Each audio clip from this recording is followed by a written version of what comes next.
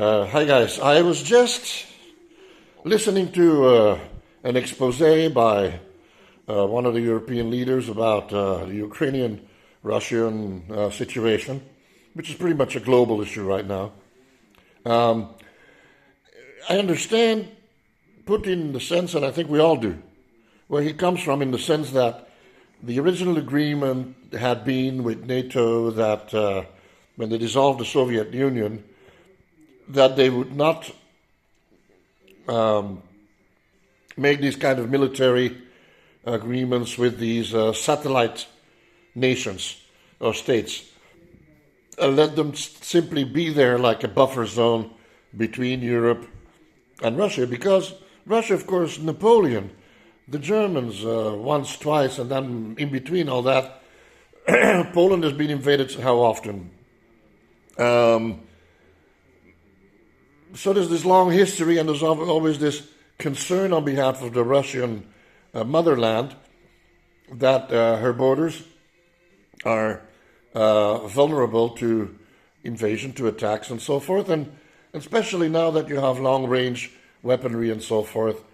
And so, even during the Cold War, they were being overflown by spy planes and so forth, and they couldn't counter it. They had nothing to do anything against it. Technology was too advanced. Um, so we can all understand a little bit, like, if we put ourselves into those shoes, we can all understand a little bit this sort of like, okay, we're vulnerable. There's this kind of encroachment, and there is, and there has been this kind of encroachment on behalf of the Western nations, the Western world. And now it's not only a question of saying, well, one country, but there's a whole union of countries, which means that Europe is as powerful as Russia is on every single level. Actually, some of the testimonies of Putin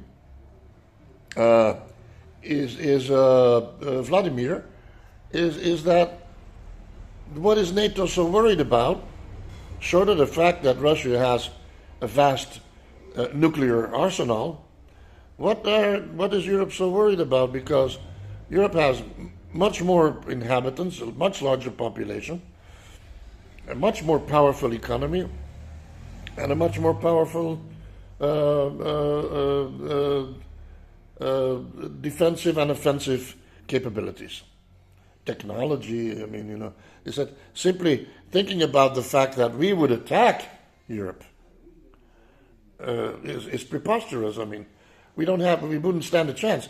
Even in conventional war, we're very aware of that.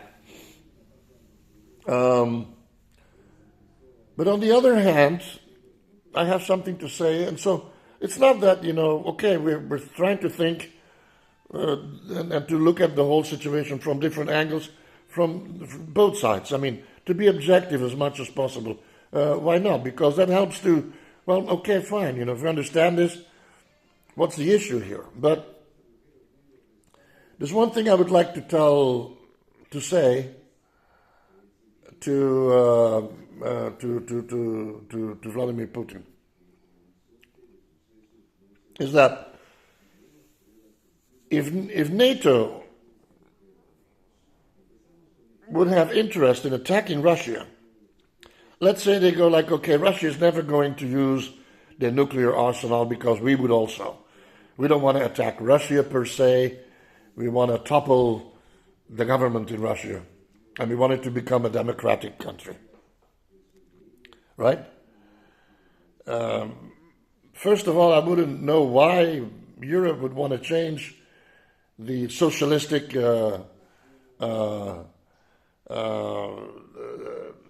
government into a democratic one in Russia. What do they care? If the Russian nation is happy living, or Chinese nation is happy to be a communist, socialist, progressive, whatever sort of society, it's capitalistic anyway. The whole world is capitalistic, so that has nothing to do with it. they were making great business with Russia, buying gas and all that. So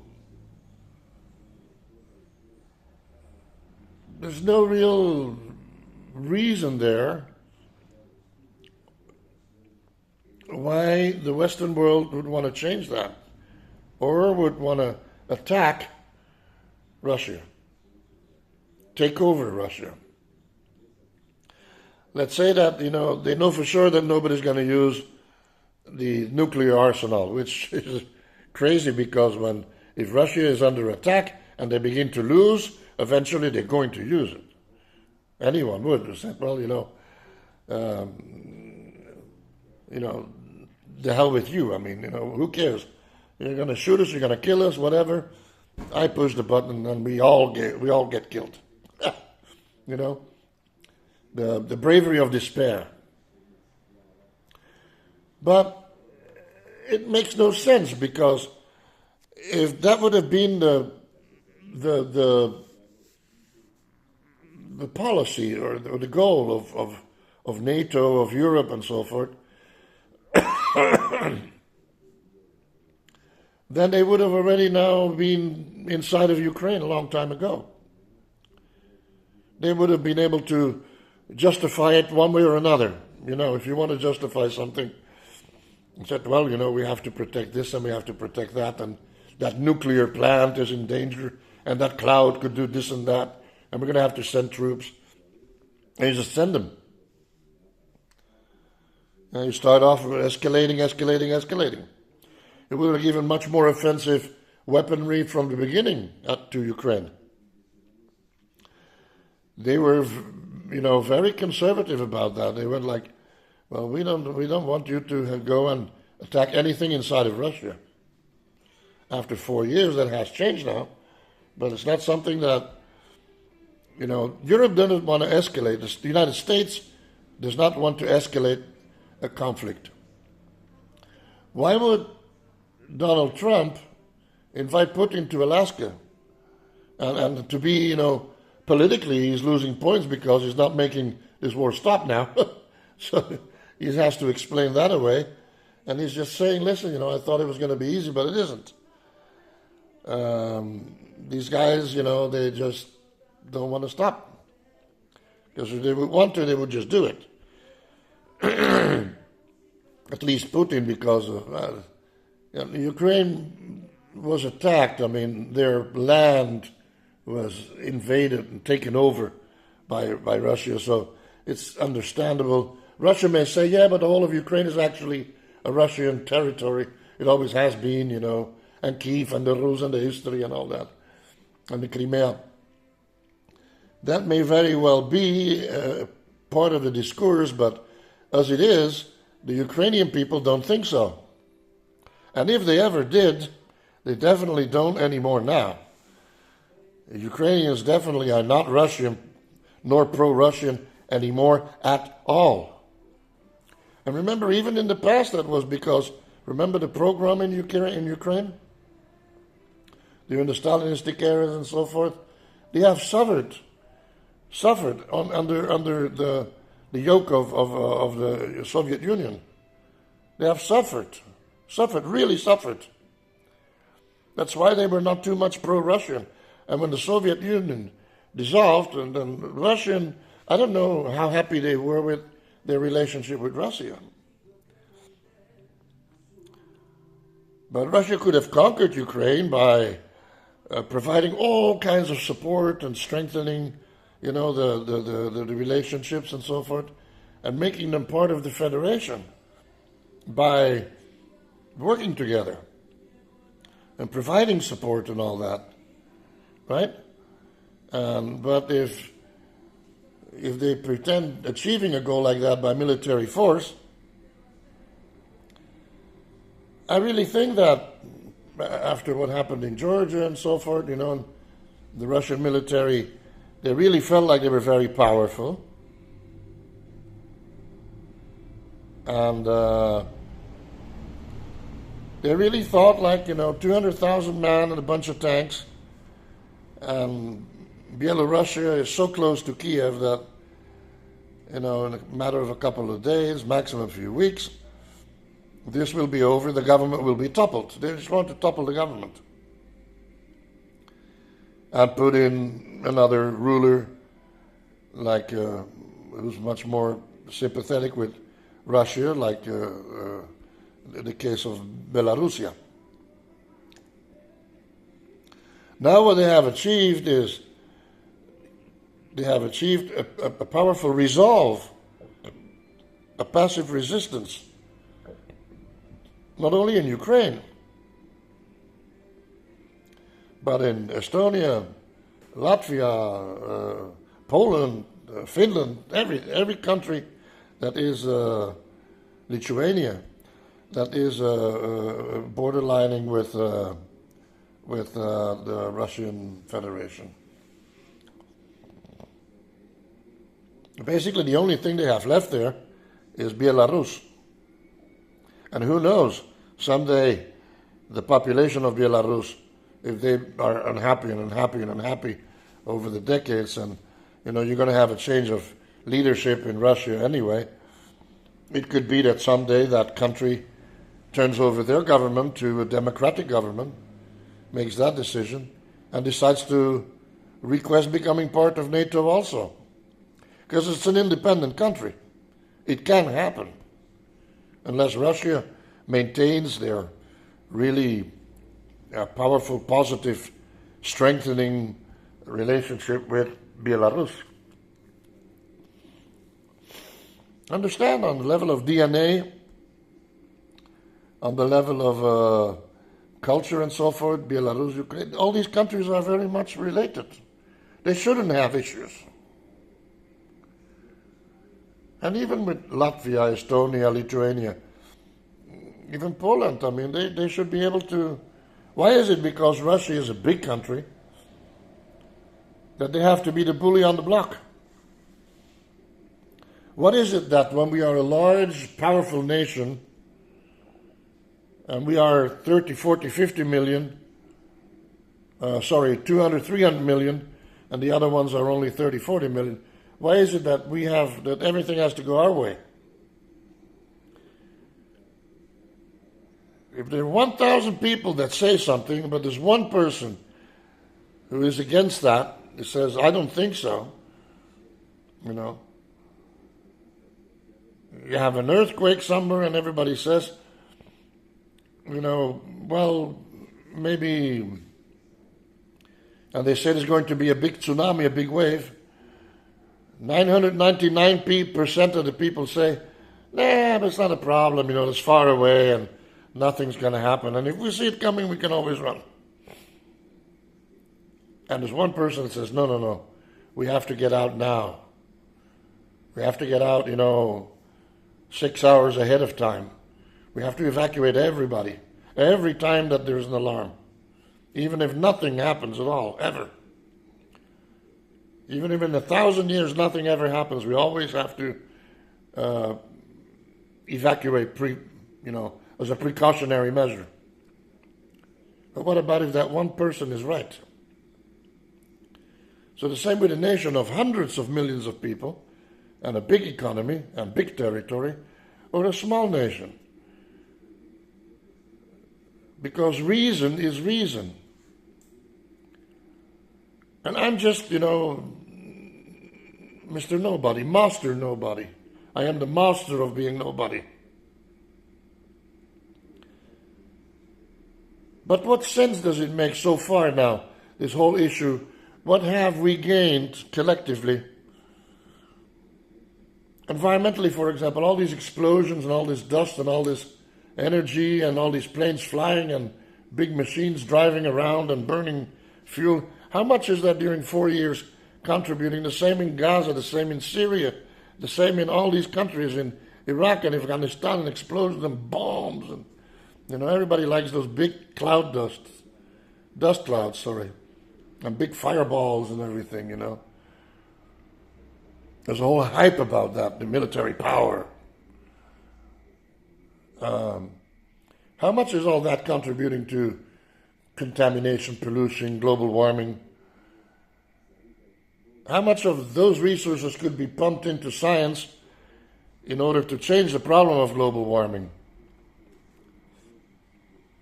What use has it been that that pipeline in the Baltic Sea was damaged, and Germany was doing fine buying gas from Russia. They had cheap gas. They were happy.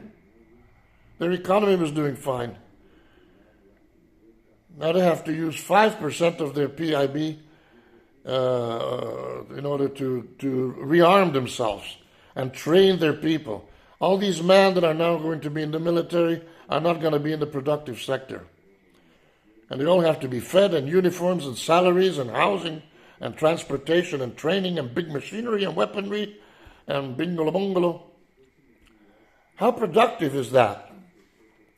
The whole European country now is going to spend 3 additional % of their gross national income in buying and producing weapons, which become obsolete 10, 15, 20 years down the line.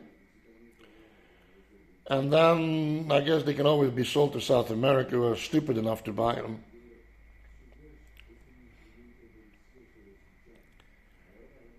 But how does that contribute to the human well-being, to the economic ecosystem, the economic ecology, to the social ecology of the world, or of Europe, or of, how stupid are we? What do we get out of this? Nothing. So Russia, to think like, if Europe would have wanted to be in Ukraine by now, they already would have been there, because there are sound reasons for Europe to be there. And now that you want to put a border, it's always been NATO, the white helmets, peacekeepers, the blue helmets, whatever. That can be from any country. And you can have groups of partially from China and partially from Africa and from South America. And you can have then some European, some American, some Canadian, some Australian, whatever. You can put a potpourri.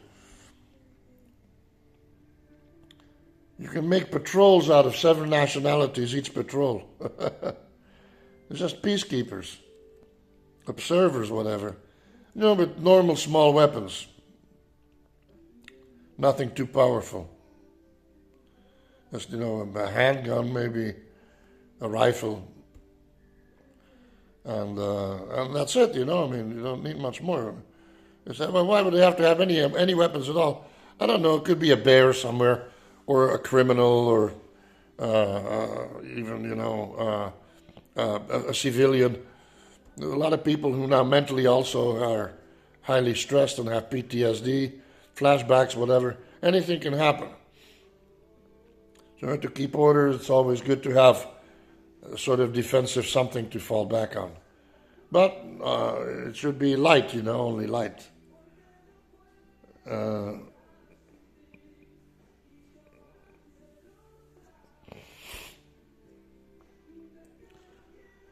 If I would be Russia, I understand that many young boys in that nation now, after all that happened, I understand that they've laid down their lives so that land now has become sacred in a certain way. But so have also the young boys from the Ukraine.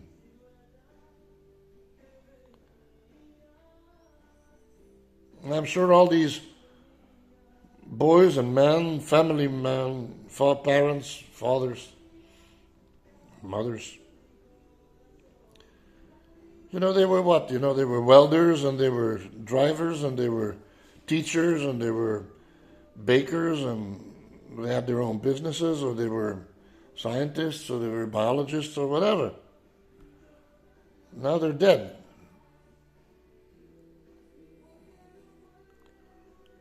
What use is that to any nation? How productive is that? To lose hundreds and thousands of young men and all the machinery and equipment that goes with it. Blow it up. Civilian infrastructure, blow it up. Refineries, airports, ships, blow it up, sink it. Boom.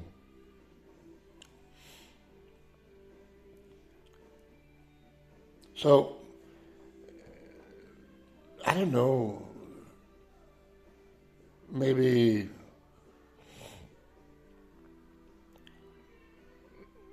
the Donbass, the highest Donbass that's closest to Russia, maybe they could keep that.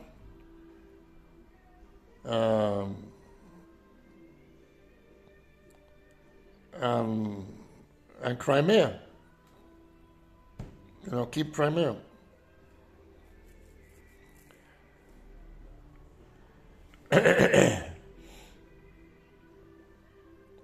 And then the rest of it, more towards the west, give that back to the Ukraine.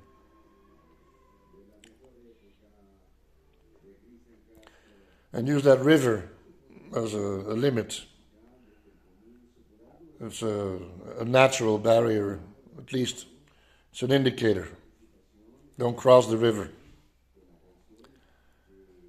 And maybe you could, I don't know what it's called, Luhansk or whatever, but it would be the one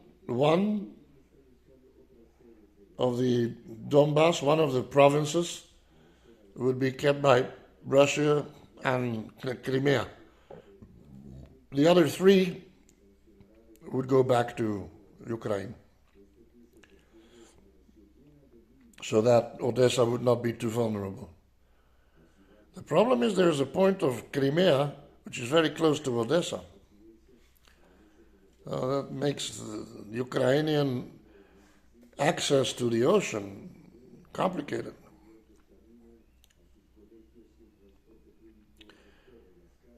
Maybe they should put a straight line somewhere and they should divide like that from north to south, use a parallel somewhere and in the middle of Crimea or a little bit to the left, make a line there and said, okay, we're going to make a straight geographical line and we will build a barrier there on both sides and keep a minefield in the middle with forests for the birds and so forth and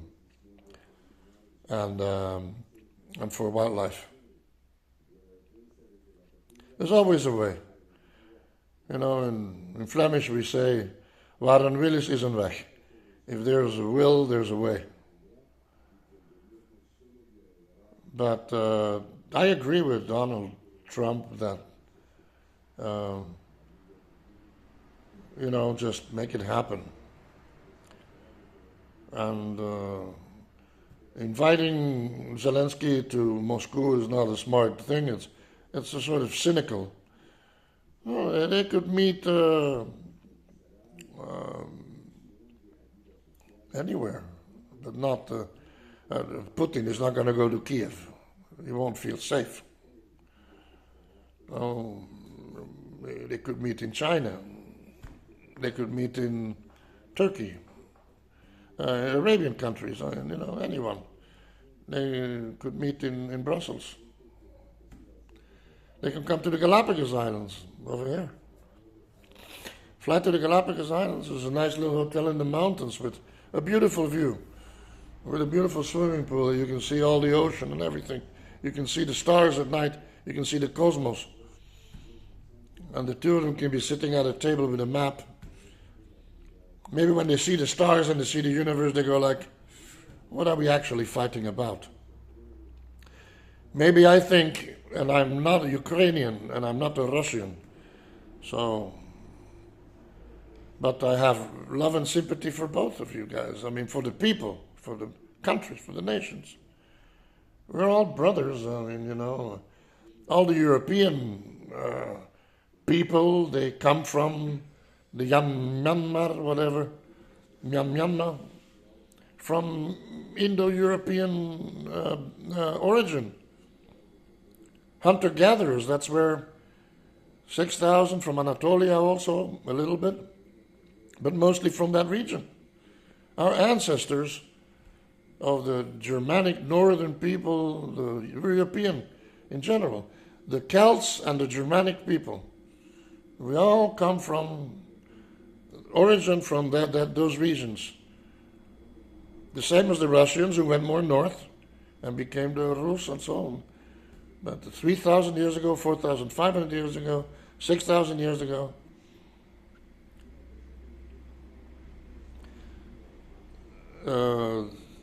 but especially 3,000 years ago.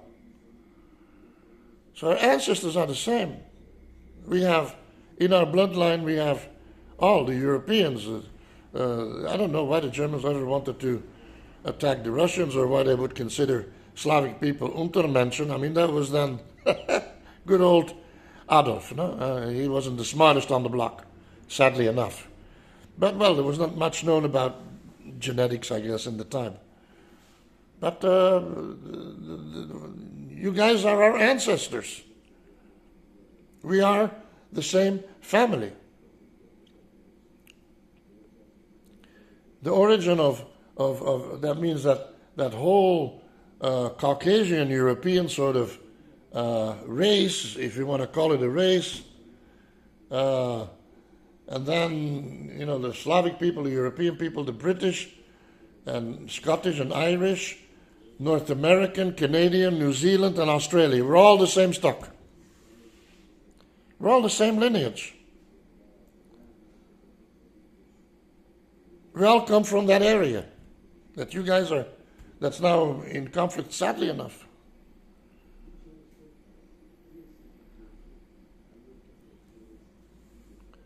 If Europe needs more Lebensraum, we could make agreements so that European people would go and work in Russia and invest money there and start businesses. It was already happening anyway. So many resources and so much space. It's crazy.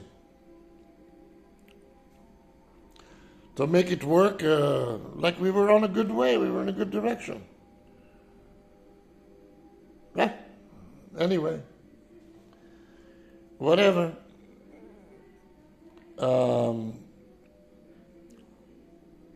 But it's not intelligent, it's not smart, and it's not good. I think that, fear is ruling. Like, you feel insecure now. You feel threatened by Europe. Now Europe feels threatened by you.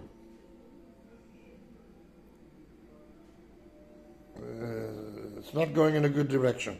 I agree, and I've been talking about that a lot with Jinping. We should create a global government.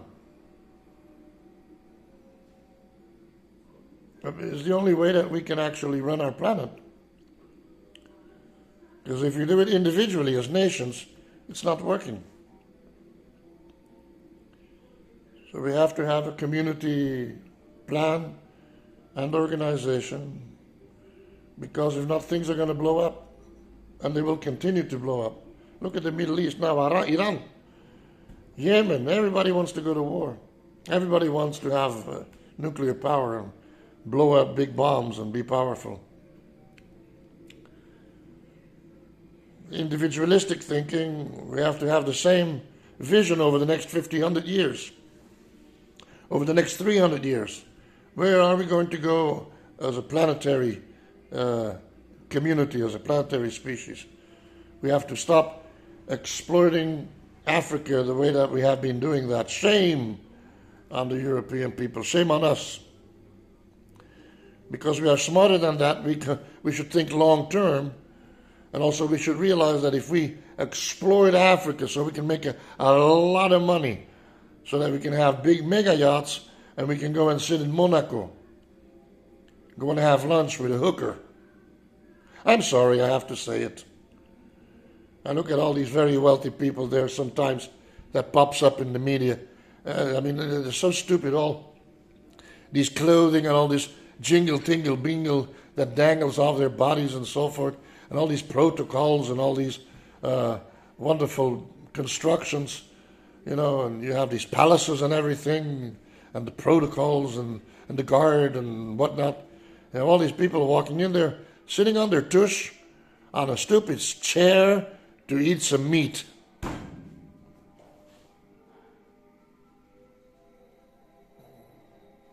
So the fact, what about Tolstoy? What about that mathematical genius that lives in Russia who refuses, or Russia or somewhere, they want to give him the Nobel Prize, and he went like, that makes no sense. But there's $1 million that comes with it. He said, that definitely makes no sense. He lives in a little apartment. He's so intelligent, or he's intelligent enough to realize that greed and owning stuff is actually the most stupid thing you can do in your life. Or worse even, you can sit there and you can say, well, I have, $78 billion in the bank. No, you don't. You have some pixels in a computer program that are not yours, because you can't hold them. And if they give them to you, then in paper, you have a bunch of paper that, I don't know, you can make little airplanes with it. They said, no, you can buy a car. You have a big car, a $5 million race car. Where can you drive that thing? On the Autobahn, you'd have to buy a car and then just go up and down the Autobahn. Then you can just go and rent a race car on a racetrack if you want to race a little bit and have that sensation. You don't need to have and it have to be able to go fast. We don't need to have it covered with gold or covered with diamonds and glitter. You know what I mean? You have a watch that's $4 million worth. You're stupid. You're paying for something that's not $4 million worth at all. Diamonds are extremely common on the planet. It's just a crystal. It's carbon. It looks pretty? Yeah, right, yeah. A rose in a vase. Have you ever used a little magnifying glass and you looked at the interior of flowers? Even small little tiny flowers, wildflowers. Have you ever looked at all that? How beautiful it is. Have you ever looked at the smile of your daughter? Now, that's a diamond for me. Have you ever gone out there and you looked in the eyes at a child who's sick and you use your money to help that child to survive? Or whose mother has a disease and the mother's going to die, the child is going to lose its mother, and you help him. Or you go out there and you go and you use your time to share some wisdom and some love. You know how you're going to feel? How many diamonds you're going to feel? You're not going to shake your wrist to go like, look at what time it is, to make everybody else feel bad. That they don't have a $4 million watch. Your phallus is not going to be longer because your watch is $4 million.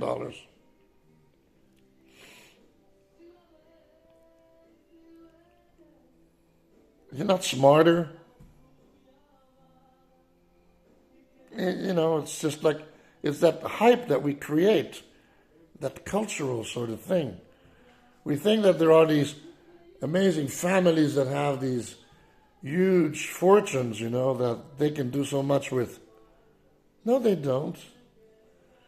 Once again, they may live in these amazing mansions and go to all these places and whatnot. They're bored. Nothing surprises them anymore. It's just like everything is blah. All they want is power. But there is no power. They just sit in their homes and they are constantly relating to banks and politicians which between those two, I don't know which one is the worst, and surrounded by sycophants.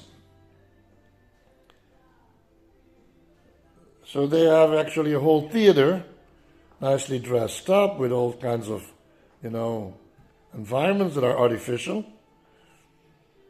And these people, of course, they will, treat them like with status. They have no status. Nobody will remember them ever, and if they will be remembered ever, it won't be good. But they haven't really done anything with themselves yet. They could. They're also victims. It's a disease that we have created since Alexander the Great, since Napoleon. We've always glorified the conquerors. We don't have so much more to learn. We have everything to learn. And actually, let me put it this way. Humanity, humankind. Isn't that nice? Human, to be humane, and kind, to be kind. Huh? Kind comes, actually the background from that word means child, kind, to be innocent. Yeah? So humankind and kin, which is related to. But we don't have much to learn. We have to unlearn most of those things. If we are to have access to the higher levels of awareness, understanding, and consciousness, way beyond science, but with science, we have to unlearn. Once again, we have to quantum leap and open our minds completely, jettison our beliefs, our abstract, creeds, whatever. You don't have to do away with them, just put them aside for a while. Put them under a glass hole somewhere and clarify our mind completely and allow the void to take over, to be open to that quantum universal reality of who we really are and how much power we really have.